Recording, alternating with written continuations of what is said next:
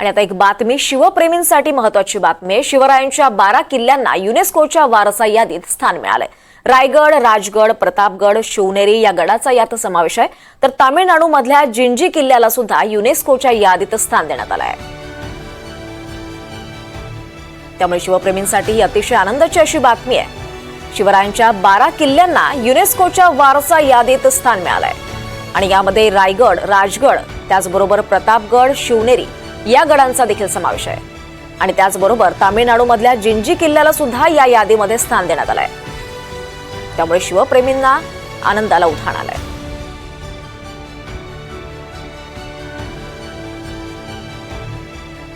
तरी कोणते किल्ले आहेत आपण पाहूयात। रायगड, राजगड, पन्हाळगड, प्रतापगड, त्याचबरोबर शिवनेरी, लोहगड, सिंधुदुर्ग, साल्हेर, विजयदुर्ग, सुवर्णदुर्ग,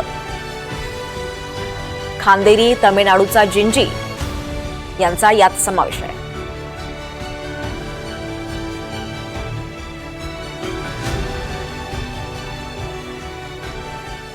दरम्यान गेल्या 3 वर्षांपासून महायुतीच्या माध्यमातून हा प्रयत्न सुरू होता आणि ही गौरवाची आणि अभिमानाची बाब आहे, अशी प्रतिक्रिया उपमुख्यमंत्री एकनाथ शिंदे यांनी दिली आहे। छत्रपती शिवाजी महाराजांच्या आशीर्वादानेच या सगळ्या गोष्टी घडल्या आणि छत्रपती शिवाजी महाराजांचे आशीर्वाद, त्यांचा आदर्श डोळ्यासमोर ठेवून आम्ही गेल्या 3 वर्षापासून महायुतीचं सरकार कारभार करतो आणि त्यामध्ये ही मोठी अचीवमेंट आहे की आपले 12 छत्रपती शिवाजी महाराजांचे किल्ले जागतिक वारसा दर्जामध्ये वर्ल्ड हेरिटेज यादीमध्ये त्यांचा समावेश केला। ही आपल्यासाठी, महाराष्ट्रासाठी, तमाम शिवभक्तांसाठी मोठी गौरवाची आणि अभिमानाची बाब आहे।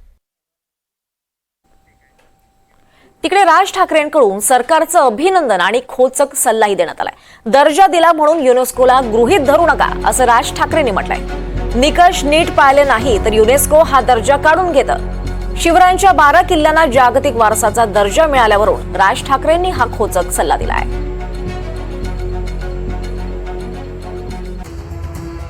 काय म्हटलंय राज ठाकरेंनी आपण पाहूयात। या निमित्तानं महाराजांच्या या महाराष्ट्रातील 11 किल्ल्यांचं किमान नीट संवर्धन होईल अशी अपेक्षा। एकदा युनेस्कोनं जागतिक वारसा स्थळाचा दर्जा दिला की त्या वास्तूंचं संवर्धन, नूतनीकरण याचे खूप कडक निकष असतात, ते पाळावे लागतील। पण त्यामुळे किमान महाराजांचे किल्ले तरी नीट राखले जातील। आता राज्य सरकारला या किल्ल्यांच्या संवर्धनासाठी निधी उपलब्ध होईल आणि राज्यानं देखील उत्तम निधी उपलब्ध करून द्यावा। आतापर्यंतच्या एकूण एक सरकारांनी गडकिल्ल्याची जी दुरावस्था करून ठेवली होती, त्यामुळे जगाला बोलावून हे किल्ले दाखवावे, आपल्या महाराजांचं, महाराष्ट्राचं वैभव दाखवावं अशी परिस्थिती नव्हती। ती आता बदलेल अशी आशा व्यक्त करतो।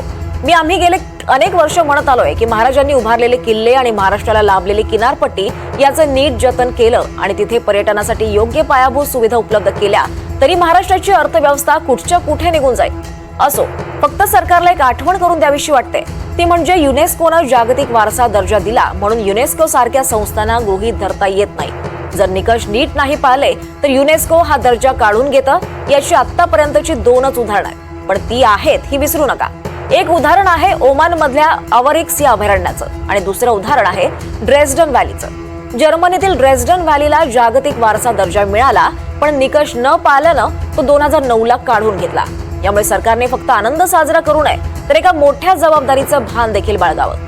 तसंच सर्वप्रथम या सर्व गड किल्ल्यांवरची जी काही अनधिकृत बांधकामं आहेत ती तात्काळ पाडून टाका।